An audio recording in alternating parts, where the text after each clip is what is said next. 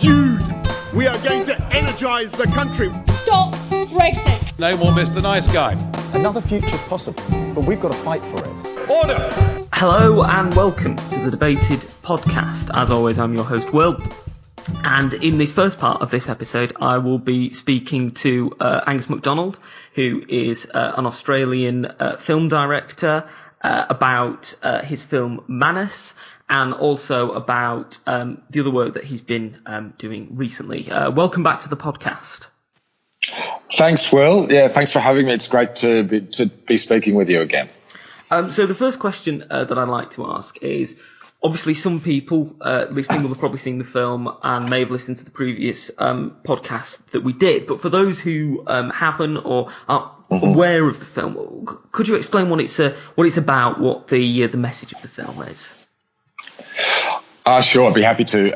Manus is a 13-minute documentary short, which basically deals with the hundreds of men that were transferred from Australia to the remote island of Manus in Papua New Guinea from middle of 2013. Those people that arrived seeking asylum and protection were fleeing mainly countries where their lives were in danger, where they were either being persecuted or they were in conflict zones. And instead of taking those people in accordance with our obligations under the Refugee Convention, Australia had recently implemented at that time a brand new policy for offshore processing, which essentially took everyone who arrived by boat and transferred them to either Manus Island in Papua New Guinea or another isolated location on the state of Nauru, and left them there pretty much unsupported for a period of up to 6 or 7 years now, because some people still remain, believe it or not, on both Nauru and on Manus Island. And our film took place at the end of 2016 when a journalist and a couple of other Australians secretly were smuggled into the Manus Detention Centre, which is not an easy place to get to, because the Australian government is very protective of letting cameras and media go into that place, because they want to keep the plight of those men as invisible as possible and not allow the Australian public to see what we're paying for. So the film is basically a series of testimonials from the men on Manus that were filmed during that one night that the Australians were there. And the following morning, the authorities heard that they were there and they were smuggled out again on a fishing boat. And the resulting footage was given to me by this award-winning journalist called Olivier Rousset. And from that, I constructed a narrative film, which was a series of sequences of dialogue from the various men that we interviewed that night. And that really formed the basis for the film. And in the final sequence, one of the probably most prominent refugees that's been on Manus, a Kurdish refugee called Baruz Bukani, who's won many literary awards for his book that he wrote via WhatsApp there. He's been involved in a lot of creative work. He recited in Kurdish a poem about Manus Island, which formed the final sequence, and that was the film. When we last spoke about the film, which about a year ago, nearly a year ago, there was a great deal of obvious anger from the Australian public, and I think there was some protests that were being planned about the time that we spoke. What's happened in relation to the refugees on Manus and Naru since last time, since we spoke?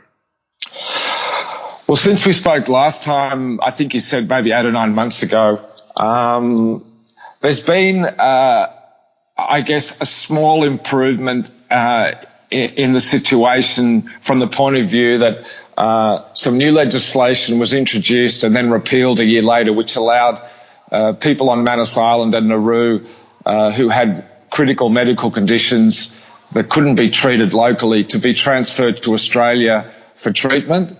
That was something that the government had fought very hard against for a long time. But a series of things that happened politically in the federal parliament in Australia meant that for a short window, there are enough numbers of independents and the opposition to pass this legislation that enabled many of the men there on Manus to be transferred to Australia. And you have to remember that given that they've been there in very brutal conditions for so long, the mental health situation of many of the men there is quite critical. There's a lot of attempts of self-harm, attempts of suicide, plus normal physical medical conditions that can't be treated there. So this window that lasted for a year before the government was able to repeal that legislation enabled a number of those men to be transported to Australia. And at the same time, a refugee swap deal that the federal government had organised with the US government to swap a number of refugees between countries, a fairly bizarre actually arrangement, but through this deal, a number of men were taken off Manus and relocated in America, while some refugees not really wanted in America were then sent to us, to Australia. So this has enabled some of the numbers to come down. But at the same time, a lot of the men that were transferred for medical treatment to Australia were then placed immediately in lockup, in detention, and not really given the treatment they needed. And that's been a big problem, which has only been exacerbated by the coronavirus pandemic. Because while most of the public is social distancing and taking all the measures that have been recommended by the government in order to flatten the curve, this hasn't really been the case for refugees who remain crowded in lockup in hotels in Melbourne and also in Brisbane. So that's probably been one major problem that the government's failed to address. And with so much news about the coronavirus flooding the news media every day, that's really been able to fly under the radar.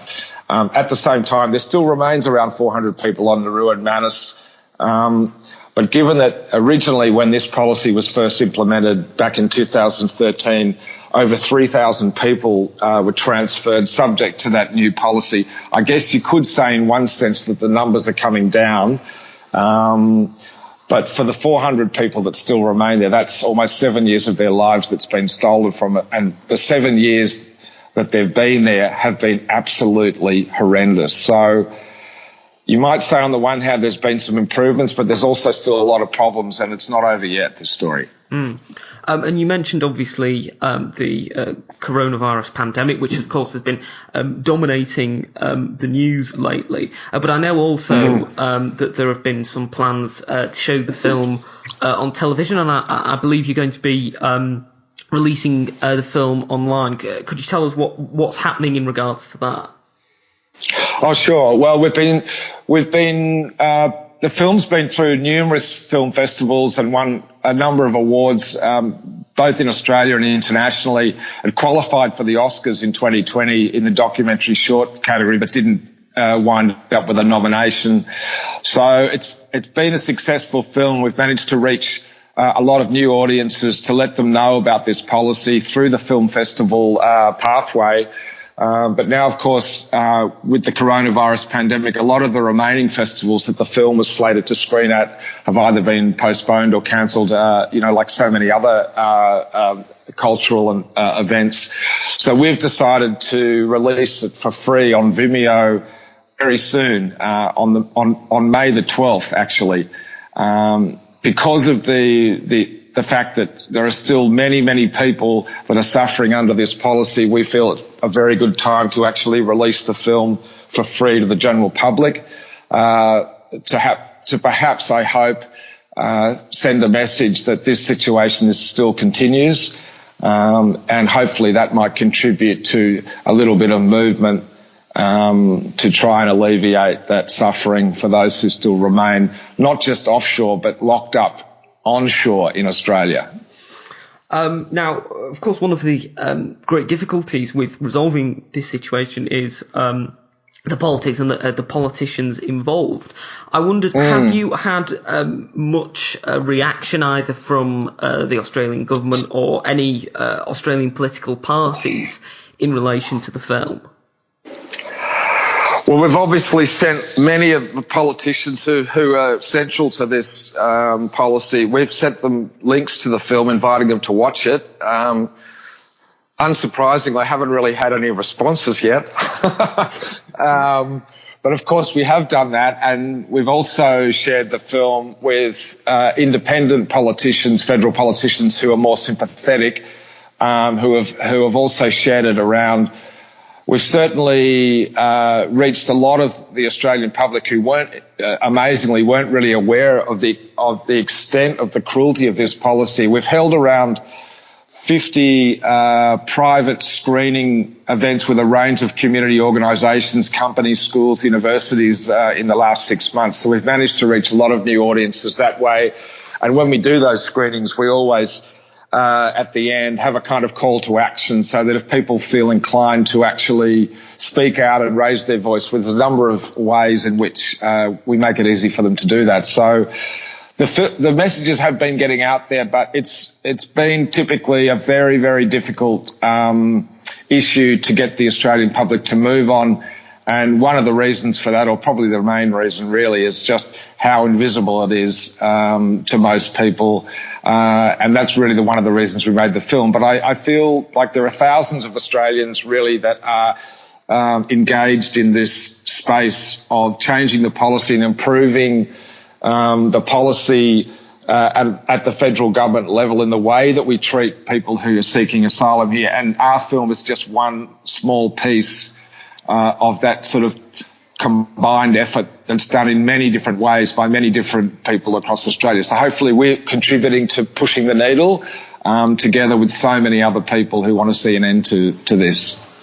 You mentioned the coronavirus, but do you think also part of the problem with getting continued attention on the film and the subjects of the film has also been partly due to the bushfires that we saw last year in Australia? I mean, do you think that also has sort of taken attention away from what's been happening on Manus and Naru? Yeah, well, that's a really interesting question, because you might think that it took attention away, but it was a very, obviously that was an incredibly traumatic period for everyone in Australia, even those that weren't directly affected. I mean, everyone was feeling the impact of those fires during the summer. But interestingly, halfway through that, there were some incidents around the fire where whole townships had to be evacuated by sea from the beach. And there was some incredible bits of footage and still photography that various journalists took during those evacuations that really reminded a lot of people of the imagery of people fleeing war-torn places by boat. And a connection was made at that time that really compared the idea of people fleeing danger through no fault of their own and needing to be looked after. That connection was made to the types of people that arrive in Australia by boat fleeing similar situations. So in some ways, while everyone was trying to deal with the trauma, I think that really actually in some ways softened the attitude of many people to the predicament facing those who arrive seeking asylum by sea, because they could see for the first time a type of parallel, because we're not used to seeing that here. So you might say in some ways that it was helpful, in my opinion. The last time we spoke, you were also beginning work on another film about refugees in the Middle East. Could you just tell us what that sort of project was about?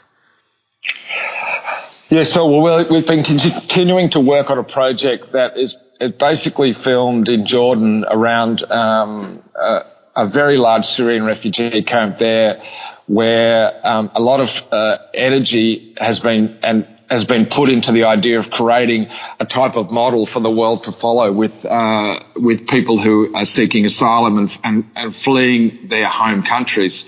It's an absolutely incredible camp called the Zaatari camp in Jordan, and a lot of resources and infrastructure has been provided by governments and foundations there to try and duplicate, in one sense, the nature of normal life as far as possible for the families that are living there. There's 80,000 people there. So we are working now on a project to go and make a film about that place, because one of the motivations for me getting into this area of filmmaking in the last few years is not really about so much criticising governments that have really horrendous policies like Australia, but more trying to highlight places in the world where positive approaches and positive solutions are being found, to highlight the fact that you really just need the will to do something good. And if you have that will and you're willing to back it, it's amazing the type of things you can achieve. And that's what that project's about. Of course, it's kind of all on hold at the moment, naturally, like so many other projects. So we're working on that. And I'm also working on another film set in the Torres Strait Islands in Australia, which is dealing with the impact of rising sea levels and climate change on the indigenous communities that live in the Torres Strait, because it looks likely in the next 10 or 15 years that many of the people living on those islands might have to relocate to the mainland as a result of climate change. So that's another project we're working on right now, which is also on hold. But we're very excited about both of them and looking forward to picking up again once the world is opened up again and we're through the other side of this. Now, you mentioned obviously that a lot of things have been put on hold because of what's been happening recently with the coronavirus. How do you think that has affected the refugee groups that you've been speaking to and refugees in general? Because that's something that I don't think has been quite as much discussed in the media regarding this.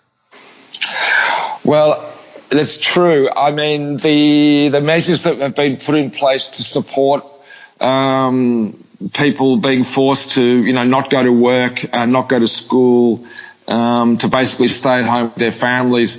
The financial support that's been provided by the government to support people during that time has really not been applied to those who are refugees in detention in Australia or refugees on various forms of visas. They've really been overlooked.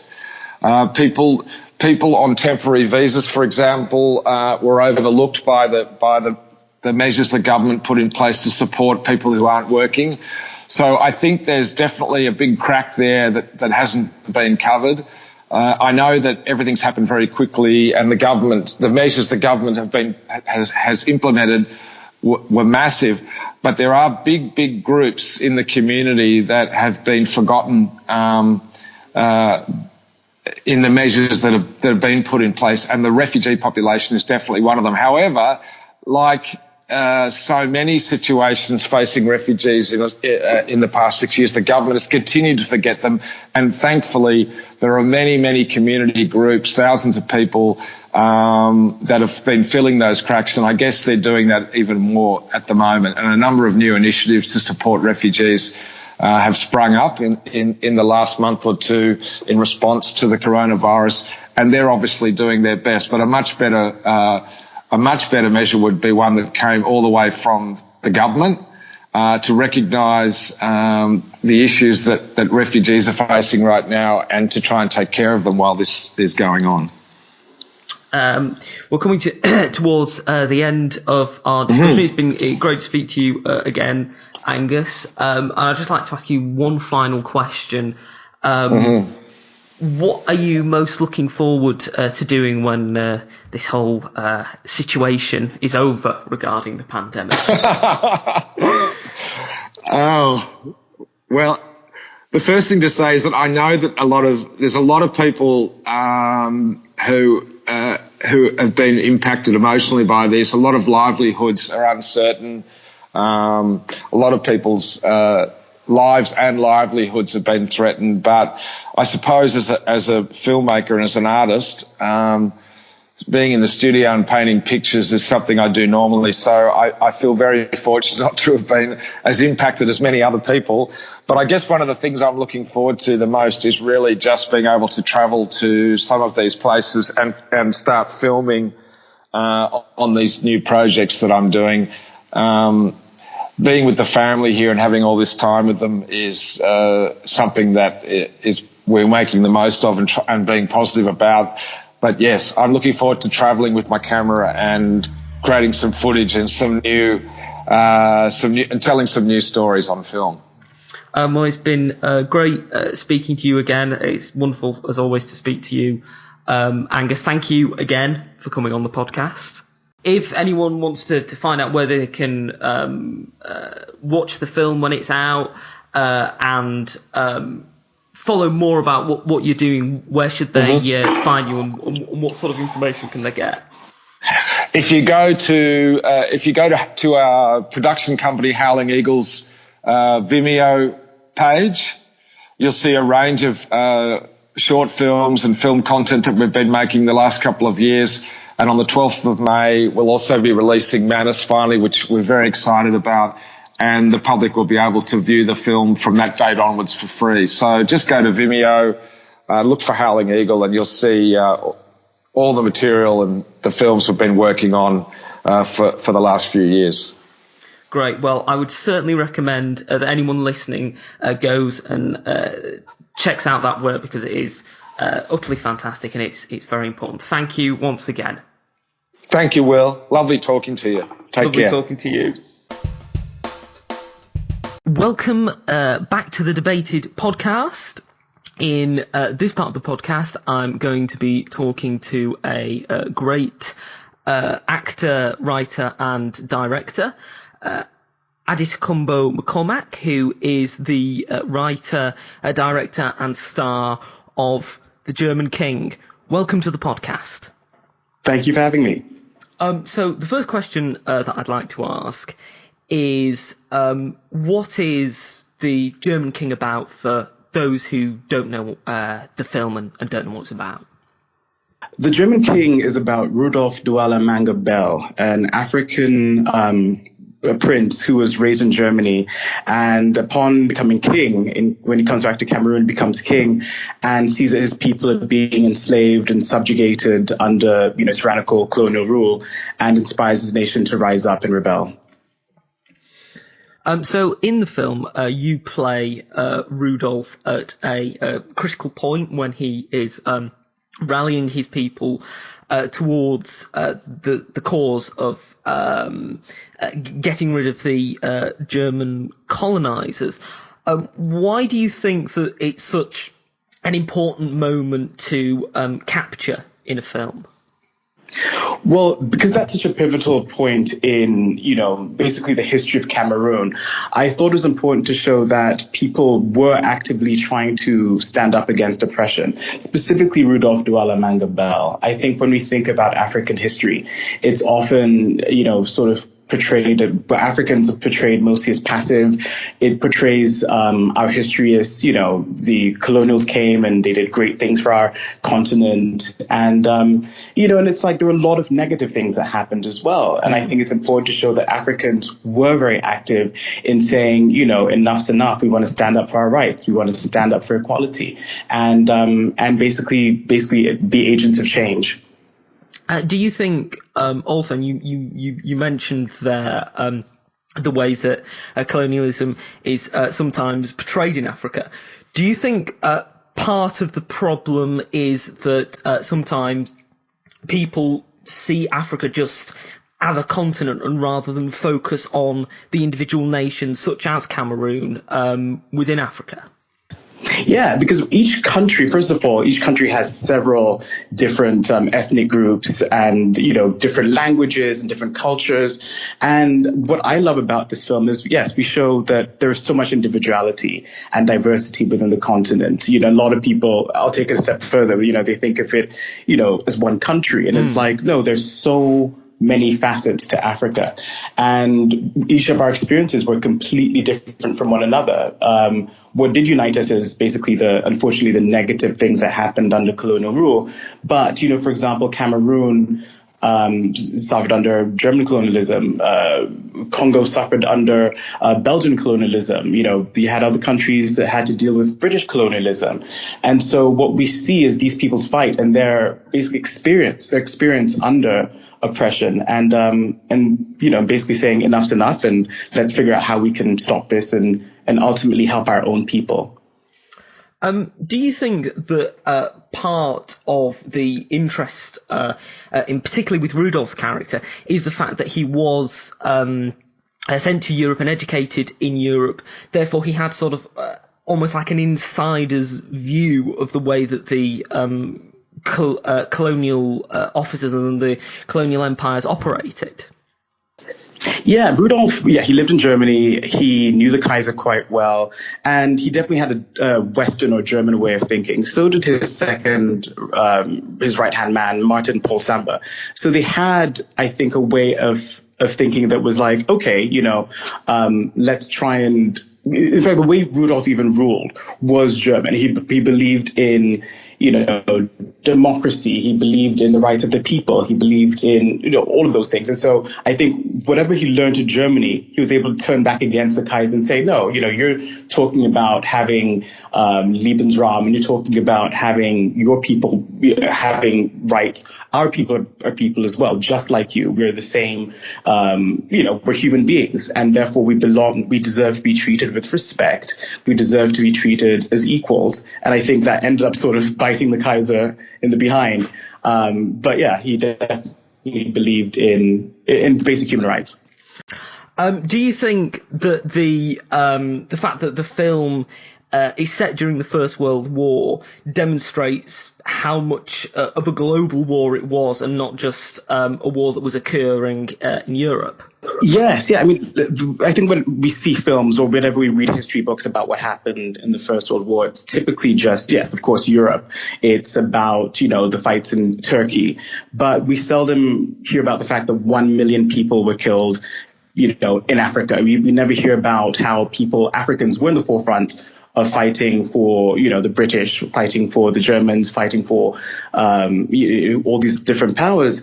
And so the battle didn't just take place in Europe. It also very, very much took place in Africa. And a lot of the colonies had to rise up and lose their lives. So yes, I mean, definitely Africa was heavily involved in the First World War. And it's something we never really see in film or in history books. Now, I know... when I previously sent over some questions to you relating to the film, that you were thinking of potentially doing the film on a bigger scale, not just as a short film, but as a feature. If you were able to do it as a feature, what sort of things would you focus on in the feature that perhaps you weren't able to include it in the short? Well, there are a few things. I wanted to delve more into the relationship between Rudolf Duala Manga Bell and Kaiser Wilhelm II. I wanted to focus on the fact that they did have a history, they did have a friendship. I also wanted to, in the feature, one of the things I will focus on is, the different people who were instrumental in Africans specifically who did fight in the First World War, and focus on the fact that, yes, this was happening in Cameroon, but it was also happening in other places in Africa. Germany had a colony in what is now Namibia, and they exterminated nearly, I think they killed 300,000 or so Nama and Herero people in the Nama and Herero region in southern Africa. So I want to talk about, yes, the atrocities, but also the amount of people who also stood up and said, let's fight against what we believe is oppression and fight for, their own independence. And so I think it's important just to basically see the larger scope of what happened during that time, during World War I, and also the people who were instrumental in fighting the First World War. Now, you mentioned earlier on how some people have described Africa not as a continent but as a country, and of course the most infamous example would be President Trump, who said that. Do you think that part of the problem with how we view Africa today and we view Africa in a historical context is because of the language and the rhetoric that is used by certain politicians? Absolutely. I think certain politicians inform the way we all see each other and the way we address global issues. And yes, language is very, very important. I love this poem by W.H. Auden. It's September 1st, 1939. And it says, "We must love one another or die." And I think the second we start seeing each other as people, as equals, as human beings, then we start to empathize with them and identify with the, day-to-day struggles or, whatever that they go through. We understand that these people, Africans, just like Americans, just like British, we all want the same thing. We want life, liberty, pursuit of happiness. We want, to provide for our families. We want security. We want stability. We want all those things. And we don't want to be objectified. We don't want to be, seen as less than. We all just want to be seen as people. So the second, I think, our politicians and, start, and even film and media, we all take that, the responsibility falls on all of us to just start changing our language so that we see each other as real life people who all want the same things. And I think then things will start to change. Mm. And now, of course, in the film, you play the part of Rudolph. And I just wondered, what sort of preparation did you do to get into the head of this very complex character who, throughout the film we see the sort of like the internal conflict in him. What did you do to prepare for that? Gosh, quite a few things. I read a lot of books. I watched a lot of documentaries. I spoke to some of his family members. One of his grandchildren I spoke to, and just to understand who he was and just his mindset at the time. I also learned different languages. I learned Duala, I learned German, because those are languages that he spoke fluently. And I just read up about the country as much as I could. So for me, especially when you're playing someone who is as heroic and as famous and, as Rudolf Duala Manga Bell, there's a huge responsibility to do it justice. And so I wanted to make sure that I did all the preparation. I did as much research as I possibly could, just so I could do a good job.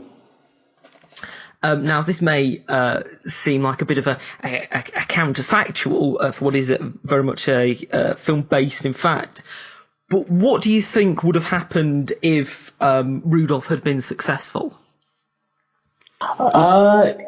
Well, interesting enough, he was ultimately, he ended up, even though he didn't, he didn't lead the charge of rebelling against his quote unquote friend, Kaiser William II. His death ended up inspiring his nation to rise up and rebel against German colonial rule. The issue, though, is because it was sort of like an out of the frying pan into the fire situation, because by uniting or by throwing his weight behind England and France, they ended up being the colonial powers of Africa and then carving Cameroon up. And then that's why we start seeing the issues that we have today with the Anglophone crisis. I think France took 9 territories and Cameroon took 2. And then, those English territories tried to secede and then they couldn't. And so now you have 3,000 people who have been killed since 2017 and 700,000 people displaced. And so it's just unfortunate that his dream, yes, had he been successful in, it's leading a complete independence of his people, I think Cameroon would be a thriving nation today with a, thriving economy, and things would be much different. So, I hope that someday that will still happen. It's my prayer. And hopefully we'll get there soon. You mentioned there the divisions in Cameroon. I just wondered what's been the reaction in Cameroon to the film? Well, it's interesting. A lot of people who didn't know. So there's a generation of kids today who did not know Rudolf Duala Manga Bell existed. So what's been interesting is having the film screen at schools and various institutions and, and giving talks at different schools and institutions. And, people seem to be just loving it and realizing that they have their own icon, that they can say, oh, look, this is a man who looks like us, is from our country, and he was a hero, And I think what's been amazing is just people celebrating the fact that Africans have made some incredible achievements, and too often we see, we'll see like William Wallace from Braveheart or Amadeus and all these other heroes. But I think not many Africans have the opportunity to say that we had our own heroes. And I think people are just really excited just to see someone who looks like them from their own country who accomplished such great things. Well, I think that's a great sentiment and one I very much support. We're coming towards the end of the podcast now. It's been great speaking to you. Likewise. I'd just like to ask if people would like to find out more about the film, support the efforts to get it made into a feature, where can they go to find out more about it? What sort of information can they find out? Well, please follow us on Twitter and Instagram at German King Movie, and our website is germankingmovie.com, and we regularly post updates about upcoming screenings and just ways to get involved. And yes, I mean, we would love everyone to get involved in helping us turn this into a feature, because I think it's something that people must see, and it's a little known part of history that the world needs to know about. Well, I sincerely concur with that. Thank you once again for coming on the podcast. Thank you so much, Will. Thank you for listening to the podcast. Don't forget that you can subscribe on iTunes, Spotify, Podbean, or YouTube. You can follow us at Debated Podcast on Twitter, like us, Debated Podcast on Facebook. And if you want to email us, either about appearing or making a comment or reaction to the episode you've heard, or any other episodes, then email us thedebatedpodcast@gmail.com. Thank you for listening. I hope you listen to the next one.